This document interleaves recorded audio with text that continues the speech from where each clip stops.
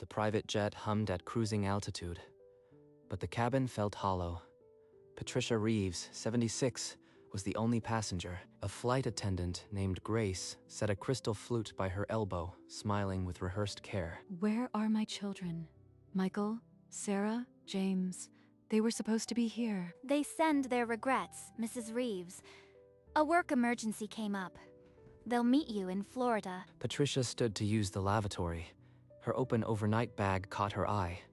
Folded clothes, insulin, her passport. 3 weeks' worth. This isn't a retreat. They packed me for a nursing home. She strode into the aisle and blocked Grace's path, her voice trembling with fury. Why is my passport packed? Where are my children, really? Answer me. I am sorry, ma'am. Your children arranged everything. You are on a one-way flight to Sunset Hills Memory Care Facility. Her calls to Michael, Sarah, and James failed. She gripped the armrest, tears and fury mixing. As the intercom crackled, "Good afternoon. This is your captain speaking." Welcome aboard, Mrs. Patricia. The wind is from the east at 7 knots, just like it was at Cape Cod. Those words. Robert. Only Robert knew that secret code. A memory surfaced. A hangar, decades ago. Her late husband, Robert. Hand on a teenage boy's shoulder. Jonathan, if Patricia ever boards a plane she didn't book, you take her where she needs to go. Promise me. Patricia lunged for the call button and pressed it repeatedly, her chest tight with desperate hope. Get the captain. Now. The cockpit door swung open, and a tall, silver-haired captain stepped into the cabin. Those words. Only one other person alive knew them. Who are you? The captain's expression softened. He looked at her as if he'd been waiting for this moment for years. I am Jonathan Hayes. Robert made me promise to bring you to safety. They booked a memory care lockup. I've changed course. We're heading to Maine. Jonathan eased into the seat across from her, his voice dropping to a hush. How could he have known? What else did Robert plan? He didn't know for certain, but he feared your children might try to take control. So he prepared me. He placed a satellite phone in her hand, and she dialed with unsteady fingers. Patty, is it true what I've heard? It's Catherine. They were sending me to a locked facility. We're landing at your airfield. Oh, sweetheart, I'll be there. The kettle's already on. She let the phone fall to her lap, silent tears carving fresh channels through her grief. The intercom chimed. We're beginning our initial descent.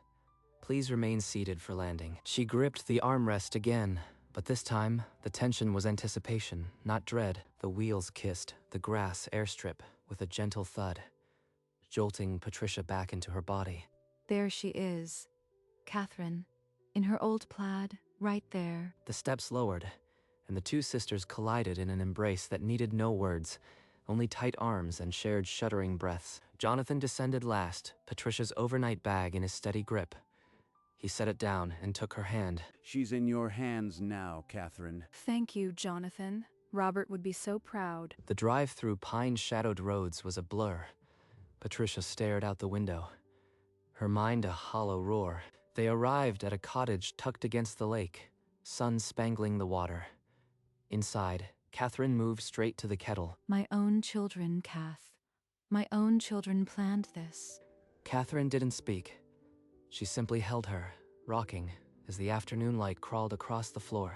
Morning light sliced through lace curtains. She tried Michael, voicemail. Sarah, ring after ring, no answer. Only James picked up, groggy. James? They tried to put me in a nursing home. Did you know anything? What? No. Michael said it was a wellness retreat. Where are you? He sounds genuine. But after today, can I trust anyone? Call Arthur Hammond. He's handled this family's legal matters for 40 years. Patricia dialed. Arthur's voice sharpened from surprise to urgent focus. He promised to check filings and call back. The callback came within the hour. Arthur didn't waste a breath. There's a motion for conservatorship filed by Michael and Sarah. They claim you are incapacitated. The attached medical assessment, I am certain it's forged. The phone wobbled in Patricia's hand. Catherine's steady fingers closed around hers. The betrayal wasn't just familial. It was legal warfare. Arthur called back within the hour. He had dug deeper into the medical report. I spoke with Dr. Keller's successor. The signature on the assessment is a clumsy forgery. He retired last year. That signature is fraud. I'll file an emergency dismissal. But where are you? We'll need your statement. I am at Catherine's in Maine. I won't come back until I can walk into my own home without guards. She ended the call. Moments later, the phone chirped, a voicemail from Sarah. Mom, I am so sorry. Michael said you were getting worse, and this was for the best. I didn't know it was a nursing home.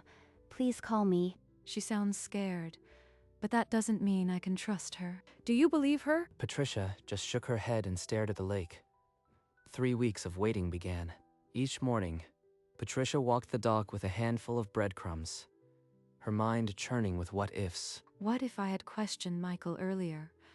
What if Robert had lived? Afternoons, she sat on the porch with cooling tea, staring at the lake, broken only by soft, sporadic sobs. In the evenings, Catherine cooked simple meals, and they talked about childhood, about Robert, about lost trust.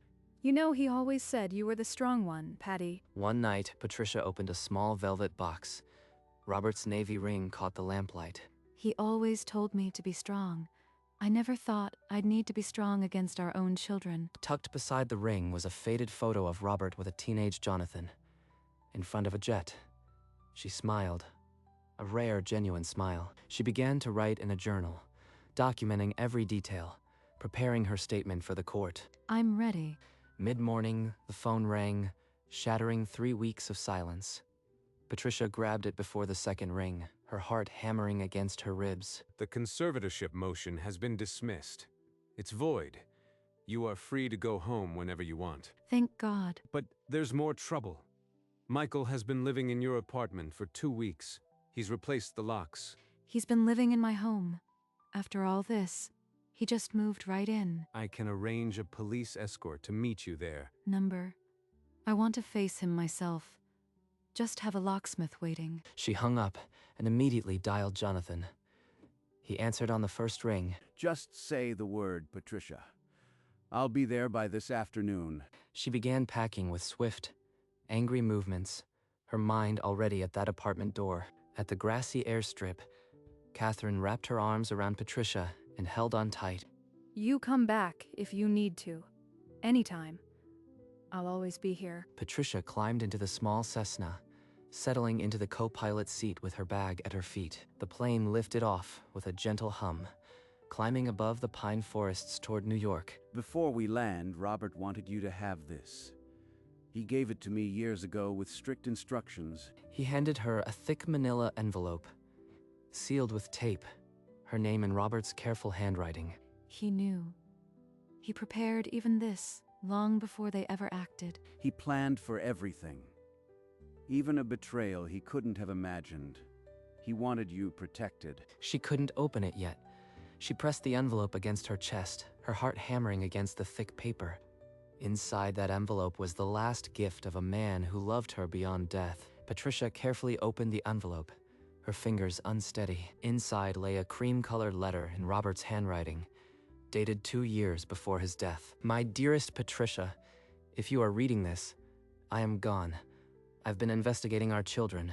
I feared they'd try to take control. The letter mentioned a USB drive, which she found taped to the bottom of the page. She asked Jonathan, who silently handed her a tablet from his flight bag. She plugged in the USB drive, slipped on a headset, and pressed play. Once we get the conservatorship, we sell the house and put her in Sunset Hills.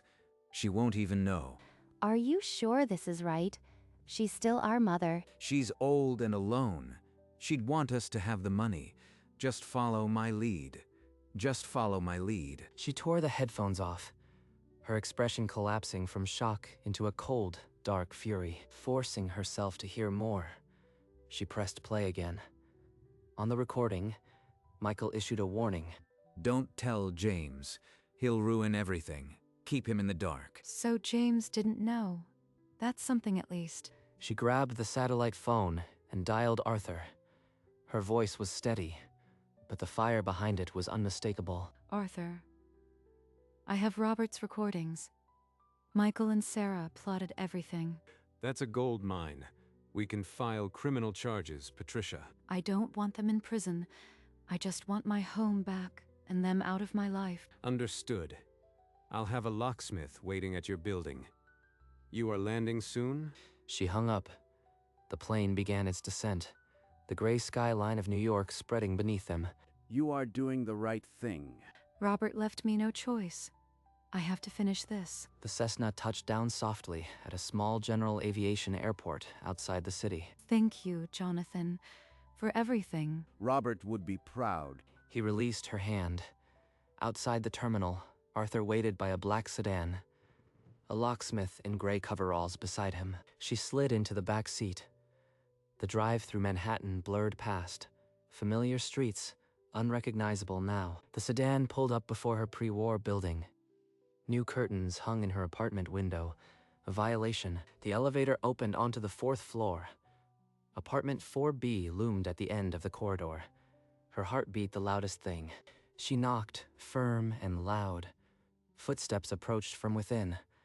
The lock clicked. The door swung open. Michael stood in a rumpled shirt, his face sliding from annoyance to sheer horror. Mom, what are you doing here? How did you? Patricia pushed past him into the room, her gaze sweeping over the violation, his laptop open on her coffee table, his mug still hot on her doily. You thought you could lock me away and sell my home? You are confused. Let's sit down and discuss this calmly. Don't. I know everything. The forged medical report, the conservatorship. You and Sarah plotted it all. Michael's face drained of color, his rehearsed calm crumbling. And I have the recordings. Dad recorded every plan. I've heard you both. That's not. You can't. You have 1 hour to get your things out of my home. Arthur, have the locksmith begin. The locksmith knelt beside the door and set to work, the sharp rasp of metal filling the tense silence. Michael's hand crept to his pocket. A quick, desperate text. Seconds later, the door buzzer screamed through the apartment. He yanked the door open. Sarah and James rushed inside, their faces tight with panic. Mom, I am so sorry. I didn't want this. I swear I didn't want it. I heard you on the recording, Sarah. You knew it was wrong, but you went along anyway. Sarah's legs gave way. She collapsed against the wall, sobs tearing through her. You lied to me, Michael? You were going to put Mom in a nursing home? She's old. The house is just sitting here. We deserve our share now. Not when she's gone. Enough. All 3 of you, out of my home. Now. I didn't know, Mom. I'm sorry. He walked out first, shoulders bowed. Sarah followed, still weeping. Michael stood frozen until Arthur's quiet reminder broke the spell. Michael's defiance crumbled. He grabbed his briefcase and laptop, shoving them into a bag with rough, angry movements. You'll regret this, Mom. We were only trying to help. Goodbye, Michael. Sarah lingered at the door, her face swollen with tears. She opened her mouth, but Patricia's back was already turned. I am so sorry. The locksmith stood and pressed 2 shiny new keys into her palm. The old lock lay in pieces on the floor. I'll file the will change immediately. She crossed to the window and watched them. Michael and Sarah climbing into a cab, James walking away alone into the cold dusk. She closed her fists so tightly the new key bit into her skin, grounding her in the reality that this was now only hers. Let's go to your office, Arthur. I want to sign the new will now. The drive was a blur of street lamps and silence. She stared out the window, her reflection harder than he remembered. In Arthur's wood-paneled office, he set a thick document on the desk, the last will and testament of Patricia Reeves. As you instructed, Michael and Sarah are removed entirely. James will receive a small trust, but only after 10 years. I want them to have nothing, not even a memory of what could have been. She picked up the heavy pen. The nib hovered over the empty signature line. He trusted me to protect myself. This is the only way. Her gaze lifted to the silver-framed photograph of Robert she had placed on the desk. His smile was steady, his eyes full of the promise he'd made. She lowered the pen, but her hand stalled an inch above the paper. For a long moment, she simply stared at the line where her name would go. Then, as if a dam broke, her pen touched down and swept the signature. Patricia L. Reeves. Across the line, Arthur leaned in, signed as witness, and pressed his notary seal beneath her name. The ink glistened, then dried. It's done. Do you want me to file it or keep it here? File it. Let the courts know. She pushed back from the desk. A weight she had carried for weeks seemed to lift from her shoulders. Robert would have done the same. He was a good man, a good husband. She shook his hand, her grip firmer than it had been in years. She paused, her eyes finding Robert's photograph on the desk. Then she turned and walked out, the frame tucked beneath her arm. The signed will lay on the desk, irrevocable, its ink already dry under the warmth of Arthur's desk lamp. She turned the new key in the lock and pushed open the door to silence. The apartment smelled stale. Michael's forgotten things were scattered like debris from a storm.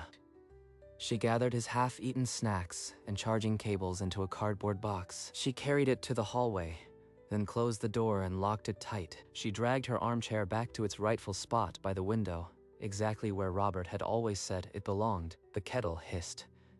She filled her favorite mug, the one with the chip on the rim, and watched the steam rise. Just the two of us now. She sat in the armchair, Robert's photograph in her lap, and let the sunset swallow the room in ember. She traced his smile with her thumb before pressing the frame gently to her chest. We're home, dear. The phone rang in the settling dark. She saw Jonathan's name on the screen and allowed herself a small, weary smile. Jonathan? I was just thinking about you. How are you holding up? Better. The will is signed.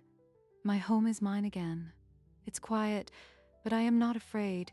The locks are changed, and the past can't get back in. Robert would be so proud. I felt him here with me, Jonathan.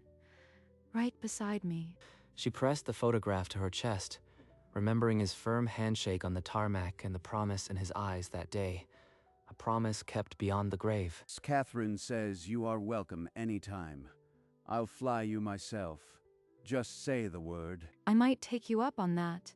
Next month, maybe. They shared a comfortable silence. Then a quiet goodbye, and the line clicked off. She set the phone down and gazed at Robert's photograph, her smile lingering in the dim light of the apartment, where only her own breath stirred. On a crisp autumn morning, she took a taxi to the cemetery, a bouquet of white roses clutched in her hand. She walked slowly through the familiar stones until she reached Robert's grave. Hello, my love. She knelt and laid the flowers on the headstone, her fingers brushing the engraved letters that spelled his name. I used your evidence. I cut them out. You saved me, even from the grave. She traced his name, Robert J. Reeves, as she had done 1,000 times in the apartment. But this time, her hand was steady. You always promised to protect me. You kept your promise. She stood, looking up at the pale autumn sky, the white roses a bright spot on the gray granite. Thank you for Jonathan, for everything. She walked away with a lighter step, a small, serene smile on her lips, leaving the white roses behind against the stone. Weeks later, Jonathan's plane descended onto Catherine's airstrip, the trees burnished with autumn red and gold. Patricia stepped out into the crisp air. Catherine rushed forward with a basket of fresh bread and wrapped her in a tight, wordless hug. They settled on the wooden dock, Patricia and Catherine, with steaming mugs, Jonathan dangling his feet over the edge. They talked of Robert, of the Navy, of simple things, the kind of talk that needs no sharp edges. You look 10 years younger, Patty. I feel it.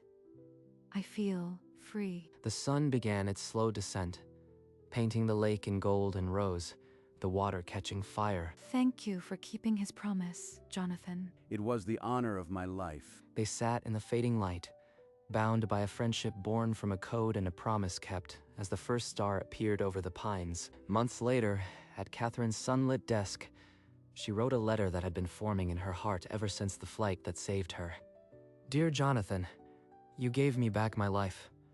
Robert chose well, and I am grateful every day. She sealed it, walked to the mailbox at the end of the drive, and let it go into the morning light. That afternoon, she sat on the dock with a cup of tea, the lake a sheet of glass under the autumn sky. Then she heard it, the low growl of an engine, a sound she'd come to know like a heartbeat. Jonathan's plane roared over the treetops, dipping low enough to see him raise a hand. He tipped the wings in his signature salute, and she waved back, tears of joy wetting her cheeks. She laughed, a sound so free it surprised even her, and whispered the words that had started it all. The wind is from the east at 7 knots. Later, inside, she touched Robert's photograph and then settled by the window, watching the plane dissolve into the eastern sky.